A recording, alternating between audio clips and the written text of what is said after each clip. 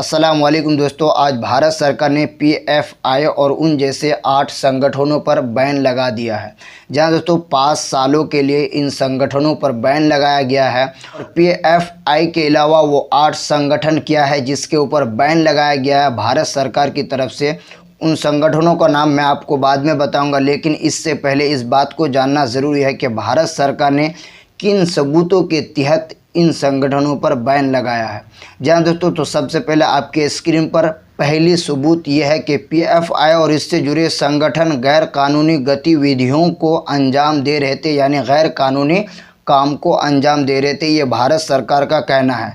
ये गतिविधियां देश की सुरक्षा और अखंडता के लिए खतरा है। नंबर 2, इन संगठनों की गतिविधियां देश की शांति और धार्मिक सद्भाव के लिए खतरा बन सकती है। नंबर 3, पीएफआई और इससे जुड़े संगठन देश में आतंकवाद का समर्थन कर रहे हैं। ज़रा गौर से सुनिएगा। नंबर 4, केंद्र सरकार यूएपीए के तहत 5 साल का प्रतिबंध लगा रही है। ये कदम एजेंसियों की जांच के बाद उठाया जा रहा है। नंबर 5, एजेंसियों का कहना है कि पीएफआई के कुछ फाउंडिंग मेंबर्स आईएमआई के लीडर थे। इसके संबंध जमातुल मुजाहिदीन बांग्लादेश से थे। ये दोनों प्रतिबंध संगठन हैं। नंबर 6, ऐसे कई घटनाएं हैं जिनसे ये साफ होता है कि पीएफआई के संबंध आईएसआईएस से है। पीएफआई के कुछ सदस्यों ने इंटरनेशनल ऑर्गेनाइजेशन ज्वाइन किए। ये संगठन चुप चुप के देश के एक तबके में ये भावना जगा रहा था कि देश में असुरक्षा है और इसके ज़रिए वो कट्टरपंथ को बढ़ावा दे रहा था। और नंबर 7, क्रिमिनल और टेरर केसेस से जाहिर है कि इस संगठन ने देश की संवैधानिक शक्ति के प्रति असम्मान दिखाया है। बाहर से मिल रही फंडिंग और वैचारिक समर्थन के चलते ये देश की आतंरिक सुरक्षा के लिए बड़ा खतरा बन गया है। नंबर 8, पीएफआई ने अपने सहयोगी और फ्रंट बनाए। इसके मकसद समाज में युवाओं, छात्राओं, महिलाओं, इमामों, वकीलों और कमज़ोर वर्ग के बीच पैठ बढ़ाना था। इस पैठ बढ़ाने के पीछे पीएफआई का एकमात्र लक्ष्य अपने मेंबरशिप प्रभाव और फंड जुटाने की क्षमता को बढ़ाना था। इन 8 सबूतों के तहत भारत सरकार ने पीएफआई और इन जैसे 8 संगठनों पर बैन लगाया है 5 साल के लिए।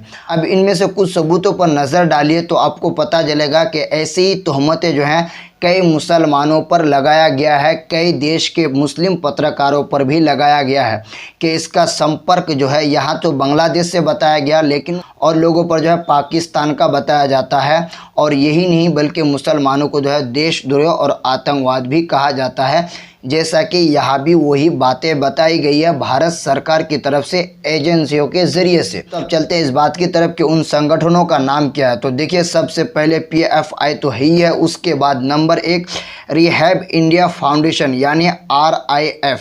Number 2 cancer front of India CFI। Number 3 all India इमाम काउंसिलिंग AIIC। नंबर 4 NCHRO यानी national confederation of human rights organisation. Number 5 national women's front. Number 6 junior front और number 7 empower India foundation. Number 8 rehab foundation. इन तमाम संगठनों पर ban लगाया गया है और इसके बाद हमारे देश के अन्य भक्तों के खेमे में जो है खुशी की लहर है।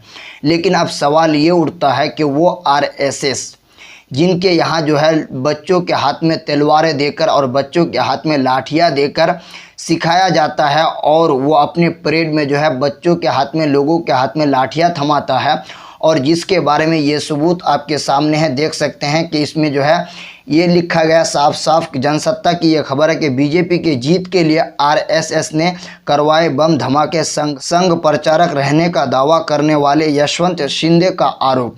हाँ, क्या अब उस RSS पर बैन लगाएगी हमारे देश की मौजूदा सरकार? नहीं लगा सकती, इसलिए कि RSS से मुकाबला करना हमारे देश की मौजूदा सरकार की बस की बात नहीं है।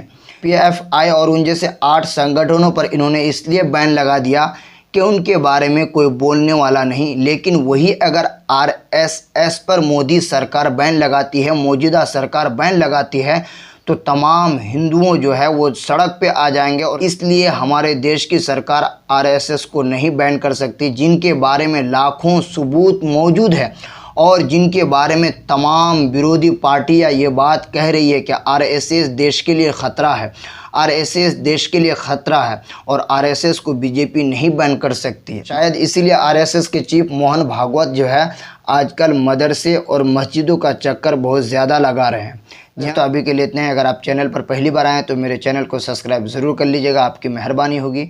फिर मिलेंगे एक दूसरी वीडियो के साथ। अस्सलाम वालेकुम दोस्तों।